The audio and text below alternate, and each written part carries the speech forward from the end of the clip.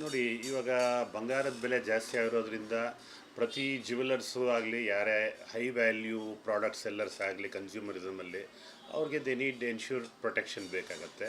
ಹಾಗಂತೇಳಿ ನಾವು ಯಾರನ್ನೂ ಇವತ್ತು ನಮ್ಮ ಕಾನೂನಿನ ಪ್ರಕಾರ ಮಹಿಳೆಯರಿಗೆ ಎಲ್ಲ ಹಕ್ಕು ಇದೆ, ಫಂಡಮೆಂಟಲ್ ರೈಟ್ಸ್ ಇದೆ ಅವರಿಗೆ, ಆಮೇಲೆ ಕನ್ಸ್ಯೂಮರ್ ರೈಟ್ಸು ಅವ್ರಿಗೂ ಇದೆ. ಇದರಲ್ಲಿ ಡಿಸ್ಕ್ರಿಮಿನೇಷನ್ ಆನ್ ಅಟೈರ್ ಡ್ರೆಸ್ಸಲ್ಲಿ ತಪ್ಪಾಗತ್ತದು. ಇವಾಗ ಯಾವುದೇ ಬಟ್ಟೆ ಹಾಕ್ಕೊಂಡ್ರೂ ನಾವು ಡಿಸ್ಕ್ರಿಮಿನೇಷನ್ ಮಾಡೋಕ್ಕಾಗಲ್ಲ ಇಲ್ಲಿ. ಅದು ಈಗ ನಮ್ಮ ಅಂಗಡಿಗೆ ಬರೋ ತಾಯಿಗಳು, ತಂಗಿಗಳು, ನಮ್ಮ ಸೋದರಿಗಳು ಬರೋವಾಗ ನಾವು ಅನುಮಾನ ಬೀಳೋ ಆ ಥರ ಪರಿಸ್ಥಿತಿ ಇವತ್ತರೆಗೂ ಇಲ್ಲಿ ನಮ್ಮ ಬೆಂಗಳೂರಲ್ಲಿ ಯಾವತ್ತೂ ಬಂದಿಲ್ಲ. ಆ ಥರ ಈ ಬಿಹಾರಲ್ಲಿ ಮಾಡಿದ್ದಾರೆ ಅಂದ್ರೂ ಈಗ ಟೆಕ್ನಿಕಾಲಿಟೀಸ್ ತುಂಬಾ ಇಂಪ್ರೂವ್ ಆಗಿದೆ. ಅದು ನನಗೂ ಸ್ವಲ್ಪ ಡಿಸ್ಕ್ರಿಮಿನೇಟ್ರಿ ಇನ್ ನೇಚರ್ ಅಕಾರ್ಡಿಂಗ್ ಲೀಗಲಿ ಅಂತಾರೆ ಅದನ್ನು. ಬಟ್ ಅವ್ರವ್ರ ಅಂಗಡಿಯವ್ರ ಕಷ್ಟ ಅವ್ರವ್ರಿಗೆ ಗೊತ್ತಾಗತ್ತದು. ಬಟ್ ಇವಾಗ ಏನಾಗಿದೆ ಅಂದರೆ ನೋಡಿ, ಪ್ರತಿಯೊಂದಕ್ಕೂ ಒಂದು ಬಾರ್ ಟ್ಯಾಗ್ ಬಂದಿದೆ ಇವಾಗ ಸೆಕ್ಯೂರಿಟಿ ಇಶ್ಯೂನಲ್ಲಿ. ಆ ಬಾರ್ ಟ್ಯಾಗ್ ಏನಾಗುತ್ತೆ, ಪ್ರತಿ ಜ್ಯುವೆಲ್ರಿ ಪೀಸ್ ಮೇಲೆ ಒಂದು ಟ್ಯಾಗ್ ಇರುತ್ತೆ. ಆ ಟ್ಯಾಗು ಈ ಕಡೆ ಸೆನ್ಸರ್ ಪಾಸ್ ಆದರೆ ಬೀಪ್ ಆಗುತ್ತೆ, ಏನು ಅದು ಬಿಲ್ ಆಗಿಲ್ಲ, ಅದು ಹಂಗೆ ಹೋಗ್ತಾ ಇದೆ ಅಂತ. ಸೊ ಅದು ಒಂಥರ ಕಳ್ತನ ಅಂತ ಹೇಳ್ಬೋದು ಅದನ್ನು. ಆ ಥರ ಅಕಸ್ಮಾತ್ ಮಿಸ್ಟೇಕು ಆಗ್ಬೋದು ಅದು. ಆ ಥರ ಇದೆ. ಇವಾಗ ನಾನು ವಿದೇಶಗಳಿಗೆ ಹೋದಾಗ ನಾನು ಒಂದು ಜೀನ್ಸ್ ಪ್ಯಾಂಟ್ ತೊಗೊಂಡಿದ್ದೆ. ಅವರು ಆ ಟ್ಯಾಗ್ ಸ್ಟಿಕ್ಕರ್ ಕಿತ್ತಿರಲಿಲ್ಲ. ನಾನು ಪ್ರತಿ ಸಲ ಹೊರಗೋಗಿ ಬಂದರೂ ಬೀಪ್ ಆಗ್ತಾಯಿತ್ತು. ಅಲ್ಲಿ ನನ್ನೂ ಒಂಥರ ಅನುಮಾನದಿಂದ ನೋಡಿದ್ರು. ಆಮೇಲೆ ನನ್ನ ಬಿಲ್ ಇದೆ ತೋರಿಸಿದ್ದಕ್ಕೆ ಹೌದೌದು ಸಾರಿ ಸರ್, ಈ ಥರ ಟ್ಯಾಗ್ ತೆಗೆದಿಲ್ಲ ಅದು ಅಂತ ಹೇಳಿ ಟ್ಯಾಗ್ ತೆಗೆದ್ರು ಅದು. ಆ ಥರ ಇವಾಗಿರೋ ಟೆಕ್ನಾಲಜಿನಲ್ಲಿ ಎಷ್ಟೋ ಥರ ಸೆಕ್ಯೂರಿಟಿ ಇಶ್ಯೂಸ್ ಗ್ಯಾಡ್ಜೆಟ್ಸ್ ಇದೆ, ಅದಲ್ಲೆಲ್ಲ ನೋಡ್ಬೋದು. ಬಟ್ ಈ ಕಸ್ಟಮರ್ಸು ಅಷ್ಟೇ ಸಹಕಾರವಾಗಿ ನಮಗೂ ವ್ಯಾಪಾರಕ್ಕೆ ಅದು ದೃಷ್ಟಿಗೆ ತೊಂದರೆ ಆಗ್ದಿರ ಅವರು ನಮ್ಮ ಹತ್ರ ಎಷ್ಟೋ ವರ್ಷಗಳಿಂದ ಫ್ರೆಂಡ್ಲಿ. ಈಗ ಕಸ್ಟಮರ್ ಇಸ್ ಗಾಡ್, ನಮ್ಗೆ ಅವರೇ ಅನ್ನದಾತರು ಇಲ್ಲಿ. ಅವ್ರನ್ನ ನಾವು ಅನುಮಾನ ಬೀಳೋದು ತುಂಬ ತಪ್ಪು ಆಗುತ್ತದು. ಕಳ್ತನ ಎಲ್ಲಾಗಲ್ಲ ಹೇಳಿ. ಇವಾಗ ಚೈನ್ ಸ್ನ್ಯಾಚರ್ಸ್ ಹೆಲ್ಮೆಟ್ ಹಾಕ್ಕೊಂಡು ಅವು ಇರ್ತಾನೆ, ಹಂಗಂತ ಹೇಳಿ ಹೆಲ್ಮೆಟ್ ತೆಗೆದುಬಿಟ್ಟೆ ನೀನು ಓಡಾಡಬೇಕು ಅನ್ನೋಕ್ಕಾಗತ್ತಾ? ಅವ್ರ ಸೇಫ್ಟಿ ಅದು ಇಂಪಾರ್ಟೆಂಟ್ ಆಗುತ್ತೆ. ಈಗ ಎಷ್ಟೋ ಚೈನ್ ಸ್ನ್ಯಾಚಿಂಗ್ ಮಾಡೋರೆಲ್ಲ ಖಂಡಿತವಾಗ್ಲೂ ಹೆಲ್ಮೆಟ್ ಹಾಕ್ಕೊಂಡೇ ಮಾಡೋದದು. ಆಮೇಲೆ ಇವಾಗ ಟ್ರಂಪ್ ಹೇಳ್ದಂಗೆ ನಮಗೆ ವೆನೆಜುಲಾನಲ್ಲಿ ತುಂಬ ಡ್ರಗ್ಸ್ ಸ್ಮಗ್ಲಿಂಗ್ ಬರ್ತಾಯಿದೆ ಅಂದರೆ Trump should protect is borders. ಅವರ ದೇಶದ ಸುರಕ್ಷತೆ ಅವ್ರು ನೋಡ್ಕೊಬೇಕು. ಡ್ರಗ್ ಎಲ್ಲಿಂದ ಬರ್ತಾರೆ, ಯಾಕೆ ಬರುತ್ತೆ, ಯಾರೋ ಕಳಿಸ್ತಾ ಇದ್ದಾರೆ ಅಂದರೆ ಇವ್ರೇನು ಮಾಡ್ತಾ ಇದ್ದಾರೆ, ಇವ್ರ ದೇಶನ ಕಾಯಬೇಕು, ಡ್ಯೂಟಿ ಅವ್ರದ್ದು. ಆ ಥರ ನಮ್ಮ ಅಂಗಡಿಗಳಲ್ಲಿ ನಮ್ಮ ವಸ್ತುನ ಕಾಪಾಡೋ ಡ್ಯೂಟಿ ನಮ್ಮದೇ ಆಗತ್ತದು. ಡಿಸ್ಕ್ರಿಮಿನೇಷನ್ನ ಮಾಡಬಾರದು ಅಂತ ನನ್ನ ಒಂದು ಒಪಿನಿಯನ್. ಸರ್, ಈಗ CCTVಯನ್ನು ಹೆಚ್ಚಳ ಮಾಡುವಂಥದ್ದು, ಸೆಕ್ಯೂರಿಟಿ ಗಾರ್ಡ್ಗಳನ್ನು ನಿಯೋಜನೆ ಮಾಡುವಂಥದ್ದು, ಮತ್ತು ನೀವು ಹೇಳಿದಂಗೆ ಆ ಬಾರ್ ಕೋಡ್ ಪ್ರತಿ ಇದ್ರ ಮೇಲೂ ಹಾಕುವಂಥದ್ದು, ಸೆನ್ಸರ್ ಸಿಸ್ಟಮ್ ತರುವಂಥದ್ದು, ಆ ಥರದ್ದೇನಾದರೂ ಆಲೋಚನೆ? ಆ್ಯಕ್ಚುಲಿ ಈ ಟೆಕ್ನಾಲಜಿಕ ಪ್ರಕಾರ ನೋಡಿದ್ರೆ ಎಲ್ಲರೂ ಎಕ್ವಿಪ್ ಆಗಬೇಕು. ನೋಡಿ, ಫಾರ್ ಎಕ್ಸಾಂಪಲ್ ಸಣ್ಣ ಅಂಗಡಿಗಳು ಅವ್ರು ಅಫೋರ್ಡ್ ಮಾಡೋಕ್ಕಾಗಲ್ಲ, ಅದು ಅವ್ರ ಸುರಕ್ಷೆಯಿಂದ ಅವ್ರಿಗಿರಬೇಕು. ಫಾರ್ ಎಕ್ಸಾಂಪಲ್ ಈಗ ನಮ್ಮಲ್ಲಿ ಯಾವುದೋ ಒಂದು ಒಡವೆ ನಾವು ತೋರಿಸ್ತೀವಿ, ಅದನ್ನು ಎಣ್ಸೋಕ್ಕಾಗಿಲ್ಲ ಅಂದರೆ ಒಟ್ಟು ತೂಕ ಮಾಡ್ತೀವಿ. ಈ ಟ್ರೇ ತೂಕ ಎಷ್ಟಿದೆ, ತಿರುಗಿ ವಾಪಸ್ ಟ್ರೇ ತೂಕ ಎಷ್ಟು ವಾಪಸ್ ಬಂತು ಅಂತ. ಅದರಲ್ಲಿ 1 ಗ್ರಾಮ್ ಹೆಚ್ಚು ಬಂದ್ರೂ ಯಾವುದೋ ತೆಗೆದು ಯಾವುದೋ ಬೇರೆ ಹಾಕಿರ್ಬೋದು, 1 ಗ್ರಾಮ್ ಕಮ್ಮಿ ಇತ್ತು ಎಲ್ಲೋ ಮಿಸ್ಸಿಂಗ್ ಆಗಿದೆ. ಆ ರೀತಿ ಎಷ್ಟೋ ಥರ ನಾವು ಅಂಗಡಿ ಇಡಬೇಕು, ಒಂದು ಜ್ಯುವೆಲ್ರಿ ಶಾಪ್ ಇಡಬೇಕು ಅಂದರೆ it is our duty to protect our assets. ಅದು ಆ ಥರ ಕ್ರೈಮ್ ಆಯಿತು ಅಂದರೆ ಅದಕ್ಕೆ ಪೊಲೀಸ್ ಇದ್ದಾರೆ, ಸ್ಟೇಟ್ ಗೌರ್ಮೆಂಟ್ ಅದನ್ನು ಸೆಕ್ಯೂರಿಟಿ ಕೊಡಬೇಕಾಗತ್ತೆ ಏನಾದರೂ ಕ್ರೈಮ್ ಆದಾಗ.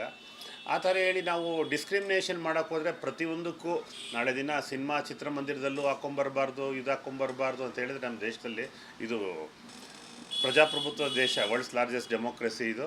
ನಾವು ರೂಲ್ಸು ಫಾಲೋ ಮಾಡಬೇಕಾಗತ್ತೆ. ಕಸ್ಟಮರ್ಸ್ ಅವರ ರೈಟ್ಸ್ನು ವೈಲೇಟ್ ಮಾಡೋದು ಕೂಡ ತಪ್ಪಾಗತ್ತದು.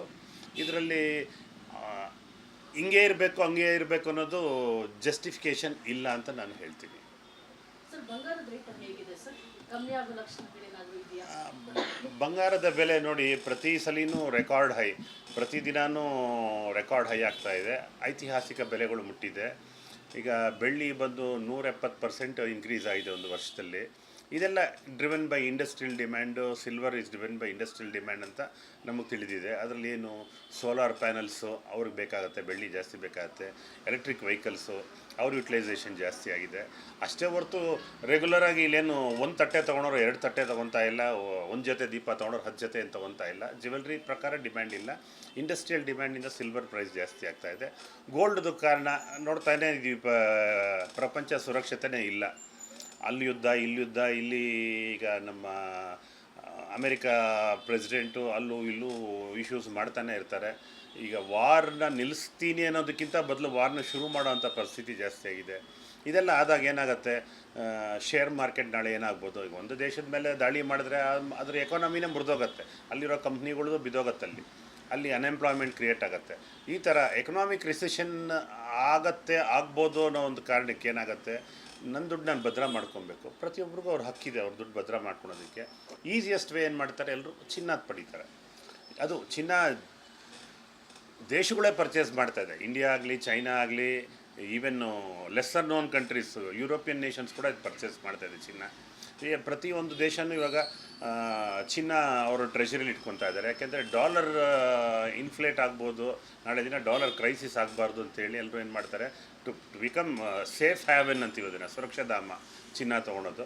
ಆ ಕಾರಣಕ್ಕೋಸ್ಕರ ಚಿನ್ನ ತೊಗೊತಾ ಇದ್ದಾರೆ. ನಮಗೂ ಇಲ್ಲಿ ನಮ್ಮ ಕಣ್ಣು ಬಂದಲ್ಲಿ ಜ್ಯುವೆಲ್ರಿ ಡಿಮ್ಯಾಂಡ್ ಏನಿಲ್ಲ. ಈ 2 ತಿಂಗಳಿಂದನೂ ಜ್ಯುವೆಲ್ರಿ ಬಿಸ್ನೆಸ್ ಡ್ರಾಪ್ ಆಗಿದೆ. ಇದು ಜ್ಯುವೆಲ್ರಿ ಡಿಮ್ಯಾಂಡಿಂದ ಏನು ಪ್ರೈಸ್ ಹೈಕ್ ಆಗಿರೋದಂತೂ ಕಾರಣ ಅಲ್ಲ. ಇದು ಈ ಸೇಫ್ ಹ್ಯಾವೆನ್ ಡಿಮ್ಯಾಂಡು. ಇವಾಗ ಜೊತೆಗೆ ಇಷ್ಟು ದಿನ ಗೌರ್ಮೆಂಟ್ಸ್ ಪರ್ಚೇಸ್ ಮಾಡ್ತಾಯಿತ್ತು, ಇವಾಗ ಜನರು ಪರ್ಚೇಸ್ ಮಾಡೋಕ್ಕೆ ಶುರು ಮಾಡಿದ್ದಾರೆ. ಎಲ್ಲೋ ಗೊತ್ತಿಲ್ಲ ಇದು. ಈಗ ಸುಮ್ಮನೆ ದುಡ್ಡಿರೋನು ಏನು ಮಾಡ್ತಾನೆ, ಈಗ ಫಾರ್ ಎಕ್ಸಾಂಪಲ್ ಮ್ಯೂಚುವಲ್ ಫಂಡಲ್ಲಿ ದುಡ್ಡು ಹಾಕ್ತಾರೆ. ಮ್ಯೂಚುವಲ್ ಫಂಡ್ ಅದರಲ್ಲಿ ಫಸ್ಟಲ್ಲಿ ಏನೇ ಬರುತ್ತೆ, mutual fund is subjected to market risk, read the offer document carefully ಅಂತ ಫಸ್ಟ್ ರಿಸ್ಕೇ ಹೇಳ್ತಾರೆ.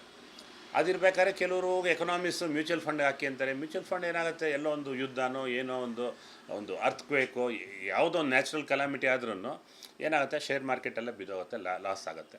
ಈ ಥರ ಕವರ್ ಮಾಡ್ಕೊಳೋ ಒಂದು ಕಾರಣಕ್ಕೆ ಎಲ್ಲರೂ ಚಿನ್ನದ ಮೇಲೆ ಇನ್ವೆಸ್ಟ್ ಮಾಡ್ತಾಯಿದ್ದಾರೆ. ಇವಾಗ ಜನರು ಕೂಡ ನಮ್ಮಲ್ಲಿ ಬಂದು ಮುಂಚೆ ಚೈನ್ ಬೇಕು, ಬಳೆ ಬೇಕು ಅಂತ ಇದ್ದವರು, ಅವರು ಅಷ್ಟೇ ನಮಗೊಂದು ಬಾರ್ ಕೊಟ್ಬಿಡಿ, ನಮ್ಮ ಹತ್ರ ದುಡ್ಡು ಭದ್ರ ಮಾಡ್ಕೊಬೇಕು, ನಾಳೆ ದಿನ ರೇಟ್ ಜಾಸ್ತಿ ಆಗುತ್ತೆ, ಏನು ಮಾಡೋಕ್ಕಾಗಲ್ಲ. ಫಾರ್ ಎಕ್ಸಾಂಪಲ್ ಕೋವಿಡ್ ಟೈಮಲ್ಲಿ ಎಷ್ಟೋ ಜನ ಚಿನ್ನನೇ ಕಾಪಾಡಿದ್ದು. ಅವ್ರು ದುಡ್ಡು ಬೇಕು ಅನ್ನೋವಾಗ ಏನೋ ಹೋಗಿ ಗೋಲ್ಡ್ ಲೋನ್ ತೊಗೊತಿದ್ರು, ಆಮೇಲೆ ಗೋಲ್ಡ್ ಮಾರಿ ಹೆಂಗೋ ಅವರು ಹೆಲ್ತ್ ಇಶ್ಯೂಸ್ನ ಅಡ್ರೆಸ್ ಮಾಡ್ಕೊತಿದ್ರು. ಇವತ್ತು 12,750 ಇದೆ 22 ಕ್ಯಾರೆಟು. 24 ಕ್ಯಾರೆಟ್ 14,100 ರೂಪಾಯಿ ಇದೆ.